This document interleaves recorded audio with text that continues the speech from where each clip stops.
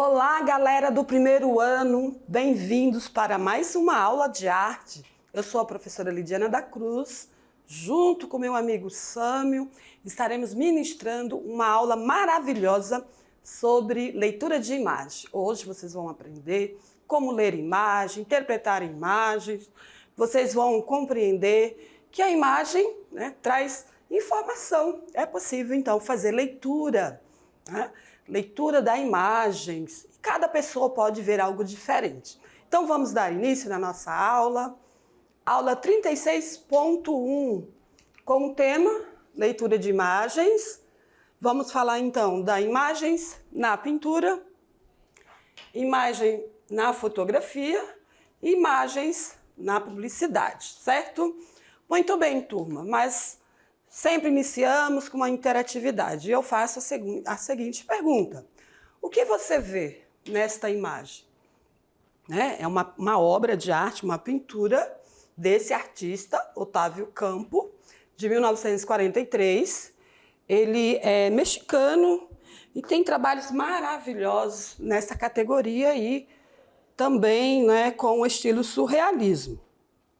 Ele é um artista mexicano fascinado por ilusões de ótica. Isso mesmo, que quer dizer o quê, professora? Ilusões de ótica. É uma forma de que a imagem pode dar várias informações. Pode nos trazer uma informação e por trás dessa imagem pode haver outro significado, além do que nós observamos, além do que enxergamos com os olhos. E também o trabalho desse artista chama-se arte metafórmica, que quer dizer o quê? Especialidade do prolífico artista, que é uma especialidade de fazer ilusões de ótica. Então, ele usa várias formas de representar uma imagem. Então, vocês olhando aqui, por exemplo, nós temos uma folha que representa o cabelo, uma pétala de flor que representa o rosto, certo? Então, busque aí o que você vê nessa imagem. As obras desse artista impressionou, cativou centenas e milhares de espectadores e estabeleceu como uma figura de destaque no cenário artístico mexicano. Poderia falar mais desse artista, trazer outras obras dele, mas vou deixar para vocês pesquisarem. Tudo bem? Então, vocês escrevem lá o nome desse artista e vocês vão ver imagens maravilhosas. Vou, nas próximas aulas, tentar trazer mais trabalhos feitos por esse artista, nesse estilo aí de ilusão ótica. Então, estudante, o que nós podemos perceber? Que uma imagem traz muitas informações, porém, ela está relacionada ao ponto de vista de quem a fez. O espectador pode ter uma outra compreensão, além do que a imagem traz. Nós vamos perceber isso durante o estudo da leitura de imagens. Então, vamos voltar para o quadro, para a tela, e vocês vão ficar aí discutindo entre vocês sobre o que vocês veem nessa imagem. Eu já trouxe algumas ideias aí. Então, estudante, o que é uma imagem? Você já sabe, professora, imagem é qualquer representação gráfica, Ela pode ser por meio de desenhos feitos pela informática, pelo uso de um programa de computador. Ela pode ser uma imagem feita à mão, um desenho feito à mão, ou uma pintura feita a óleo. Enfim, tem várias formas de fazer uma imagem, num plano. E temos a imagem também tridimensional, bidimensional. Temos a nossa imagem. Quando a gente olha ao nosso redor, observamos várias imagens, vários objetos. E vocês sabiam que nós enxergamos a cor conforme a luz? Aí é verdade. Conforme a luz, o nível da luz solar ou de uma luz de uma lâmpada é a forma que enxergamos as cores, certo? Então, vamos lá. Vamos falar sobre as imagens artificiais, que costumam ser definidas como um artefato, um objeto, um produto. Ela pode ser bidimensional ou tridimensional. Bidimensional como um desenho, uma gravura, uma fotografia, que é uma imagem plana. né, feito num papel, por exemplo. E a tridimensional como a escultura.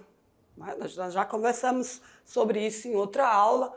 Então, uma escultura ela vai ter o quê? Imagem 3D, né? Chamamos em 3D ou tridimensional.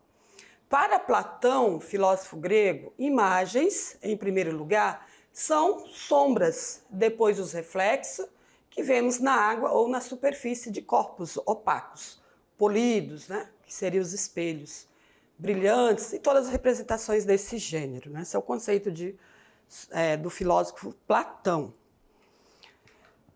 Seguindo aqui, vamos aproveitar essa obra aqui, né? A Bapuru, e fazer uma análise aqui desse espaço aqui onde está a imagem. Né? O que nós observamos? A fronteira, que é entre a imagem e o mundo, ou seja, chama-se moldura. Né? É a fronteira onde a imagem está impressa. Né? Moldura, que é o limite, marca o contorno da superfície da imagem, separando-a do que não é imagem, definindo o seu domínio estrito. Na verdade, essa base aqui, esses lados, que é a moldura. A fronteira é a frente, né? A frente da imagem. Então, estudante, as imagens tornam-se reconhecíveis graças à relação de semelhança que mantém com o que se representam. Mas vamos seguindo aqui que vamos falar mais sobre as imagens. Imagens na pintura. Aqui nós temos uma imagem feita, né, de grafite, de um rosto. Então, e sobre o roteiro de leitura de imagens. Eu já falei de vários tipos de imagem, então não vou focar muito ali. Já vamos direto no roteiro de leitura de imagens. Como que nós podemos ler imagens? Segundo o pesquisador Robert Williams, ele criou o seguinte roteiro para treinar o olhar sobre obras de arte. Para ler uma obra de arte, é preciso, é claro, ter informação sobre o artista, o período em que ele fez aquela obra, qual o contexto histórico também daquele artista. Então, é preciso várias informações, né? Então, ele trouxe um roteiro aqui básico, mas não é para qualquer pessoa fazer, então, uma leitura de imagem, precisa de muita informação. Porém, podemos observar, ou seja, descrever a imagem, podemos analisar, fazer uma leitura, né, daquela imagem, interpretar o que aquela imagem está representando, está trazendo de informação e fundamentar, ou seja, contextualizar. Então, um roteiro feito aí por esse pesquisador norte-americano, um roteiro básico, né? Porém, vai além do que de só essas categorias aí, certo? Vamos já fazer, então, uma leitura de imagem. Né? Essa obra de arte aqui, A Morte de Sócrates, desse artista Jacques Louis, 1787. Vamos ver, olhando assim, o que você vê? Né? Nós podemos observar ali, eu posso ficar também atrapalhando. O que nós podemos observar, estudante? Primeiramente, quantidade de pessoas que tem nessa imagem. Isso é importante, né? Você não olha uma imagem e pronto, e fixa o seu olhar, mas sem notar algumas coisas. Por exemplo, quantidade de pessoas. Né? Parece que só tem homens, né? Eu estou um pouquinho longe, mas depois eu vou olhar mais de perto também. Não estou lembrado se tem a figura de alguma mulher. Temos ali pontos de luz, que é bem no centro da obra, né? Para destacar um personagem importante. O que mais? Ao fundo, temos uma noção de profundidade, mais escuro, e alguns personagens também estão lá no fundo. E quem são essas pessoas? Pelo título a gente já sabe, né? A morte. Alguém que vai estar querendo morrer, está querendo se matar, ou estão entregando ali um veneno para alguém, no caso Sócrates, né? Que é um filósofo grego. Sabemos o nome do artista, porém precisamos definir quem é francês. Pelo nome a gente já define, é um francês, né? Jacques Louis, francês. Qual era o contexto, né, que ele fez essa obra? Ele quis destacar ali somente esse contexto histórico da morte de Sócrates, né? Era isso que ele quis trazer com essa obra. Então, enfim, vamos seguir aqui o que eu trouxe para vocês da análise dessa obra. Vamos para a tela. Então, vou seguir depois. Então, estudante, o que eu fiz? Uma leitura básica, né? Quantidades de pessoas, as cores, a luz, o centro, né, da obra, quem são as pessoas que estão ao centro. Então, podemos aqui, ó, vou trazer várias as informações. Como descrever? Qual é a primeira cena? Ela toma quase toda a superfície, que é, a primeira cena é essa, né? Ela pode ver que ela está praticamente em toda superfície da obra, né? A segunda cena, a segunda que está lá ao fundo, a partir da porta, na parte esquerda, revela bem pouco das figuras representadas, por isso que eu disse para vocês. Não dá para saber se é homem, se é mulher, mas já temos aqui uma quantidade de pessoas, 1, 2, 3, 4, 5, 6, 7, 8, 9, parece que são 10, mas parece que tem mais, mas acredito que são 10, mas vamos ver aqui no que eu trouxe para vocês. Percebemos então uma composição, né? O que é a composição? Toda essa estrutura da imagem, racionalmente, corpos idealizados, escultóricos e perfeição anatômica, né? Por exemplo, esse personagem aqui demonstra isso. Né, esses corpos escultóricos, ou seja, poderíamos dizer assim, um padrão físico bem definido, né? Uma perfeição, que isso é natural dos gregos. Representar sempre o homem com essa perfeição. Estão representados na primeira cena, 10 homens. Na verdade, tem 10 homens na primeira cena. Um se diferencia por estar despido e frontal ao espectador. Quem está despido e de frente? Sócrates, né? Isso o enfatiza e o torna a figura mais importante representada. Então, não teria como o artista deixar esse personagem, que é o principal, o mais importante, escondido, não é verdade? Então, ele destaca aí ao centro, despido e com essa luz, né, que representa bem aí os traços físicos, também a expressão de tristeza, porque ele vai ser obrigado a tomar veneno, né, para morrer, um pouco que eu lembro da história de Sócrates, né? Então, vamos analisar.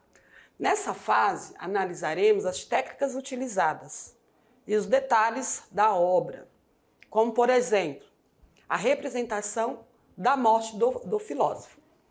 Trata-se, então, de uma pintura a óleo, né? Aqui é o tamanho dela, e aqui é o centro, é Sócrates, né? Que está com o braço, né? Um detalhe aí, que ele está com o braço apontando o dedo para cima. E aqui, pegando aí uma taça, né? Um recipiente, provavelmente com um veneno que ele terá que tomar. Seguindo, então, vamos para a próxima tela. Vamos ver o que eu trouxe aqui para vocês. Deixa eu trazer todos os detalhes aqui do texto, para eu seguir uma ordem, né? Senão eu fico... Então, nós temos aqui ilusão de volume, né? Aqui dessa parte aqui, da parte física aqui. Espaço nos objetos representados, então tem ilusão de volume, isso é natural dos artistas renascentistas, representar volume, detalhes dos tecidos, né?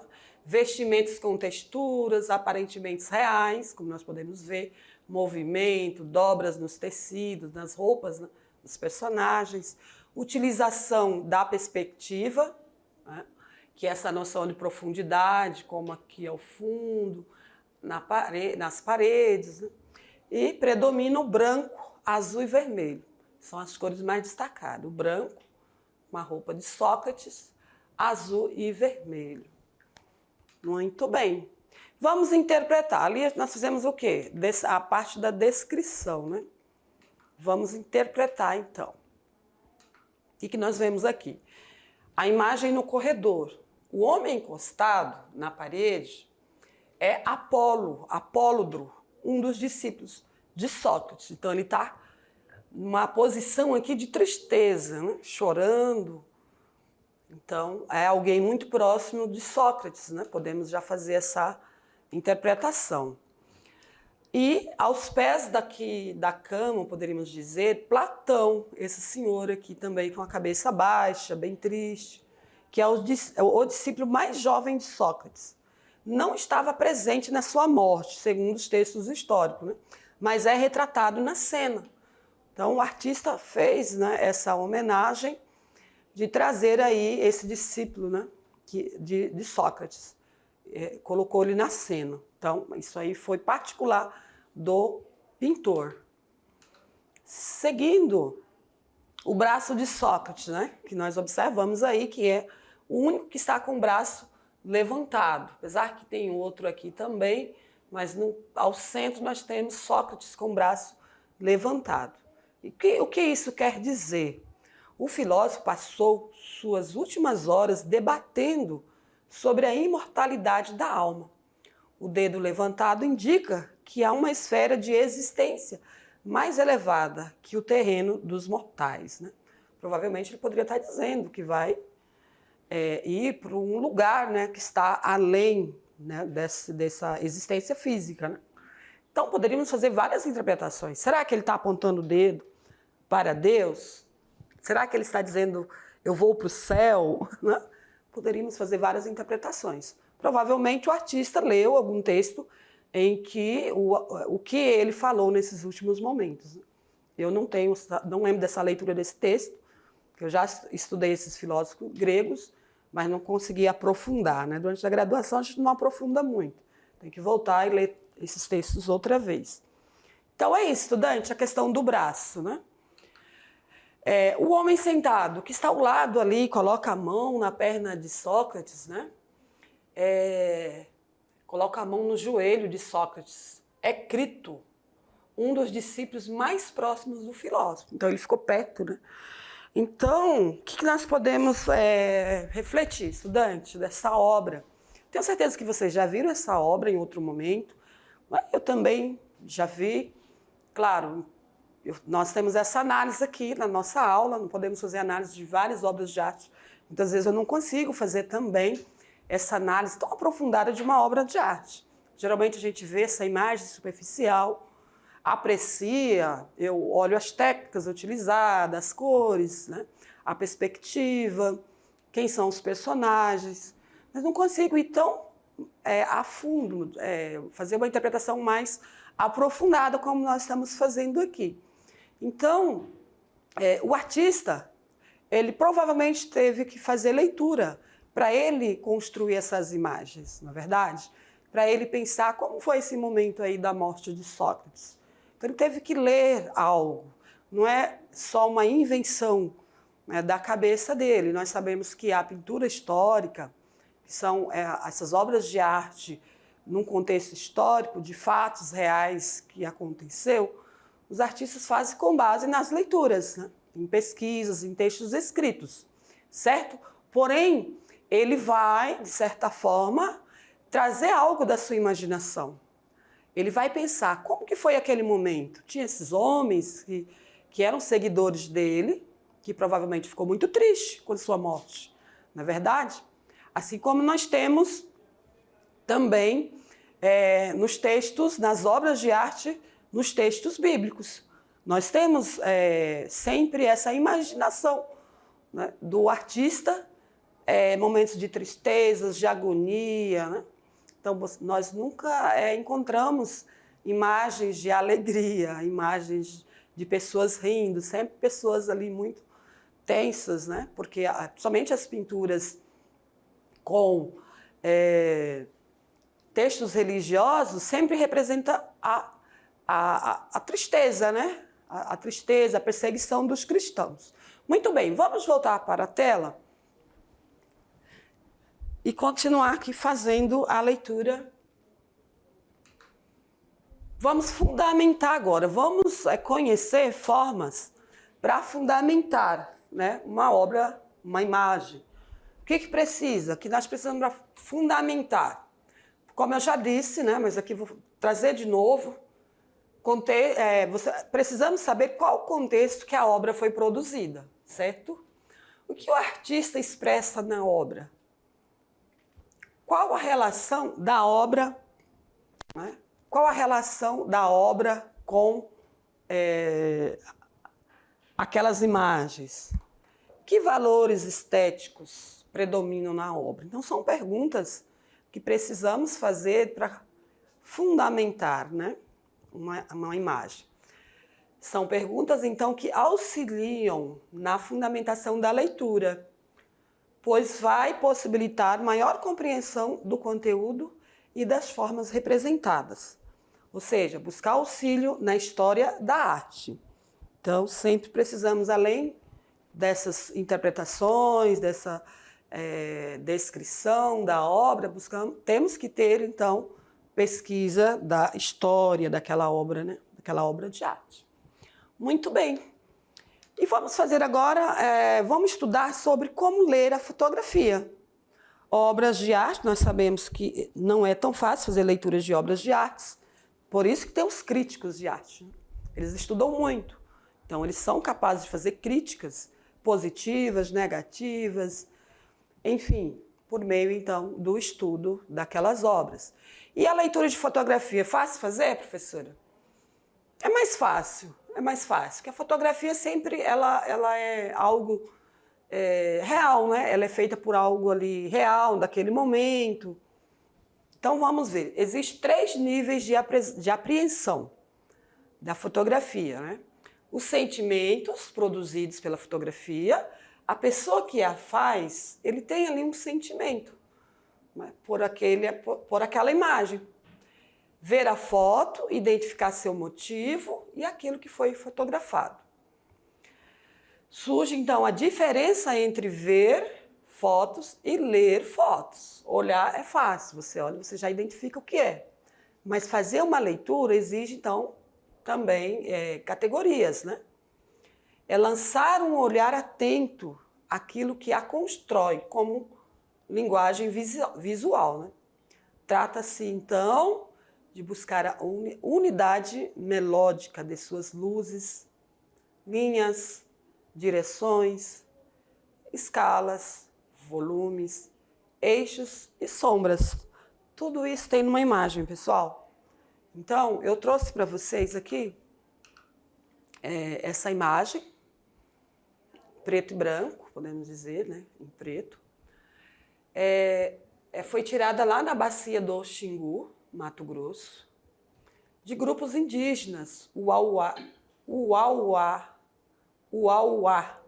não consegui falar, Uaurá, pronto, saiu, pescando na lagoa, perto de sua aldeia, né, da sua comunidade. Essa foto é desse fotógrafo renomado brasileiro, Sebastião Salgado. Então, observe aqui, vamos fazer a nossa leitura inicial. Estamos vendo, não é, personagens, já sabemos que são pessoas, né, de uma etnia indígena. Temos esses 2 aqui mais à frente e ao fundo, mais alguns grupos também em barcos, né, canoas, né, remando. Parece devido a essa luz, né, que eu penso que é uma luz solar, uma luz da lua, parece que é noite, devido às sombras também. Há matas ao fundo, às margens do rio. Então, é o que nós estamos observando. Vamos descrever essa imagem. 2 figuras humanas enfatizadas, isso nós percebemos. A perspectiva indica outras figuras ao fundo, isso também nós observamos, né? Vamos ver se estávamos corretos em relação às outras unidades. Na parte inferior, percebemos a captura da água. Isso eu não falei, mas sabemos que é na água porque eles estão em barcos, né? Ali reflete a luz. Agora vamos descobrir. Na parte superior percebe-se a lua luminosa. Ainda bem que eu não errei, né? Quase que eu falo que é o sol, né? Se fosse o sol, essa imagem ela estaria representando o dia. Como está escuro, né? A sombra, né? A sombra aí das pessoas, não há uma definição nítida das pessoas, então, por isso, percebemos que é à noite, né? Muito bem, então nós não erramos muito, né? Não erramos muito, porque geralmente essa aula eu analiso ela bem uns 2, 3 meses antes de gravar e num dia não dá pra gente ver tudo isso. Então, a professora não está tão ruim assim. Vamos analisar? Então, ela é monocromática, porque só uma cor. Tem luz, tem sombra, né? Sombra é da lua. Ausência de volume e tem perspectiva, né? Então, essas são as características principais dessa fotografia. Vamos interpretar? Como interpretar? Quem são os representados? Já sabemos, né? São pessoas de um grupo, de uma etnia indígena. Quem representou? Também já sabemos quem é a pessoa que fez a fotografia. Então, as pessoas são indígenas, é representada por quem? Sebastião Salgado. Estão aparentemente fazendo o quê? Pescando, né? Estão passeando à noite. Então, eles estão pescando aí à luz do luar. Então, essa é a interpretação da foto. Tem outra forma de interpretar. Vamos fundamentar? Como fundamentar? Pesquisar sobre o fotógrafo, né? Quem é Sebastião Salgado? Quem é esse artista? Como eu disse, ele é renomado. Ele tem muitas fotografias de momentos históricos importantes em outros países. Informações sobre o ambiente e as pessoas representadas. Então, é preciso conhecer mais sobre esse grupo indígena, esse local, né, no Mato Grosso. Pesquisar sobre a estética da obra, né? A estética é o quê? Somente uma cor, né? Sombra, luz, perspectiva. Compreender a mensagem expressa. Penso que o fotógrafo quis eternizar, poderíamos dizer assim, né? Essa imagem, representando aí essas pessoas no momento de caça, podemos dizer, de pesca, né? Buscando aí seu alimento para a sua sobrevivência. Então, uma imagem muito bonita. Essa imagem, tanto na fotografia ou pintada à mão, com tinta a óleo, fica muito linda também. Muito bem. E vamos para o nosso próximo tópico, que é imagem na publicidade. Imagem na publicidade. Essa é muito importante, estudante. Até agora nós fizemos aí abordagens sobre a interpretação de imagens, né, de uma obra de arte, que é mais complexo porque são artistas de outros períodos históricos, né? Em outras sociedades, de outras culturas. Então, precisamos ter muita informação para poder analisar aquela obra. Depois nós fizemos ali como analisar fotografias, né? Também observamos que é mais simples, porém precisa de leitura, estudo, né? Seguir umas categorias, como nós fizemos. E agora vamos falar da imagem na publicidade. Porque é muito importante entender a imagem na publicidade. Porque é o que é mais usado nos meios de comunicação, que é a imagem.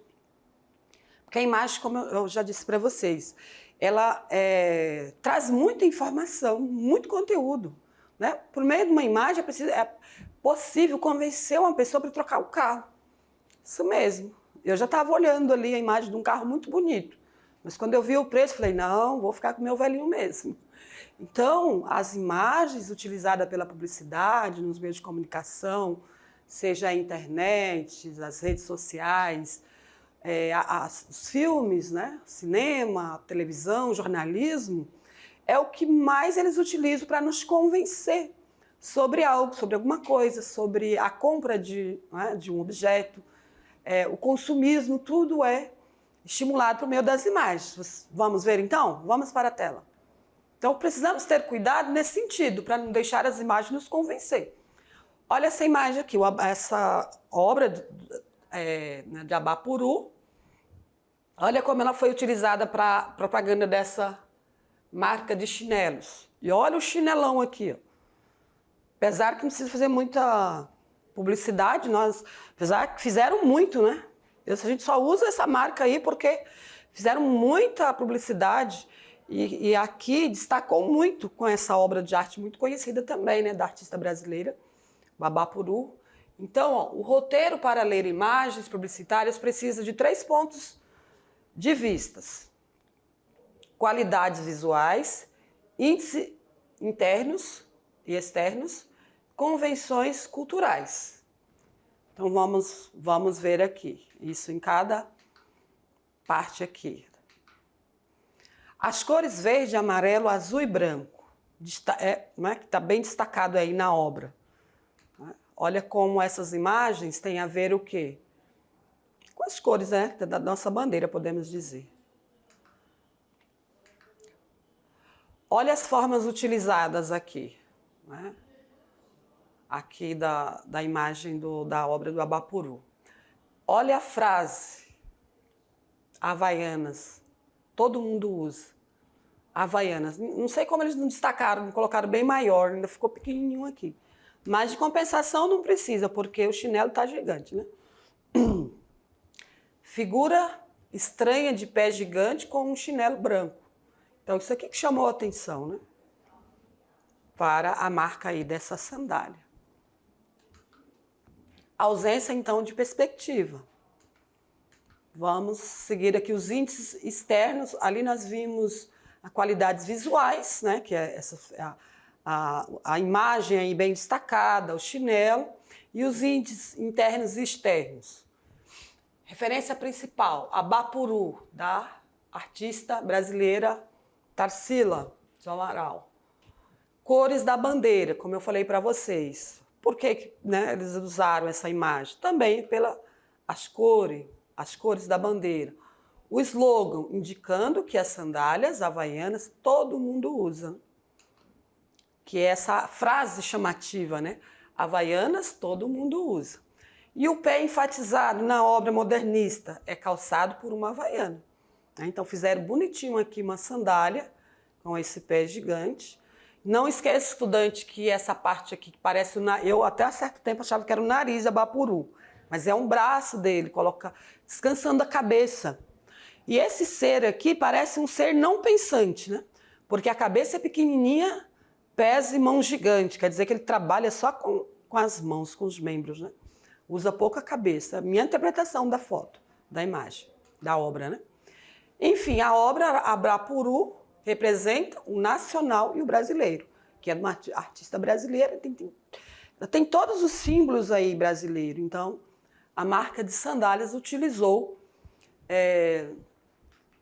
esta imagem para, né, representar aí, para chamar atenção e vender mais sandálias, né? Com certeza vendeu muitas sandálias. Mas cá entre nós, pessoal, todo mundo gosta de umas sandalinhas como essa, mas geralmente eu compro daquela marca mais inferior. Sinceramente falando, essa marca é muito cara, viu? Então, mas professora, o que tem a ver o fato de terem utilizado, né, essa obra de arte brasileira para vender sandálias? Né? Porque tem vários símbolos ali que nos faz querer, né? Porém, como eu disse, ter cuidado para não consumir mais com as imagens da publicidade, deixar de escolher uma outra marca devido a essa publicidade, que ficou muito destacado aí, uma obra conhecida, uma artista conhecida. Então, tudo isso são formas, né? São ícones para nos convencer a comprar aquela marca. Porém, nós podemos comprar outra, uma outra mais em conta, uma outra mais barata. Quem quiser comprar essa também não tem nenhum problema. Tem dinheiro, elas são bonitas, né? São muito bonitas. Enfim, então vamos voltar para a tela, vamos finalizar nossa aula. Vamos falar daquela enquete. Lembra que no início eu perguntei para vocês, o que você vê? O que você viu nessa imagem? Algumas pessoas pode ser que tenha visto só flores, mas eu até acabei falando algumas coisas, né? A folha é o cabelo, a pétala aqui é o rosto de uma mulher, aqui os ombros, né? Enfim, é uma mulher de substância. Uma composição onde se pode observar além da figura humana. Flores e folhas que permitem interpretações personalizadas. Essa obra é desse artista mexicano E se vocês quiserem pesquisar outros, tem mais imagens, né, obras com ilusão ótica, muito interessante, desse artista. Nas próximas aulas eu vou trazer algumas. E o estilo artístico é o surrealismo, né? Ou seja, vai além do sonho, né? Surrealismo, além da realidade, na verdade, né? Além dos sonhos. Além da realidade, é utilizar outros objetos para fazer uma imagem e trazer ilusões ali óticas. Muito bem, queridos, essas são as nossas referências. Espero que vocês tenham gostado dessa aula e a partir de agora vão ver as imagens de outra forma. Uma obra de arte vai buscar ter mais atenção nos detalhes, nas técnicas utilizadas, quem é o artista, também que período, né? Sempre vem ali a data e tentar resgatar, né, na memória o contexto histórico para compreender melhor, né, aquela imagem. E também prestar atenção nas imagens publicitárias, né? Ter cuidado porque ela sempre traz também uma forma de convencimento, ilusão ótica, mas para nos convencer, para ficarmos mais consumistas, certo? Então tá, aguardo vocês na próxima aula, até lá!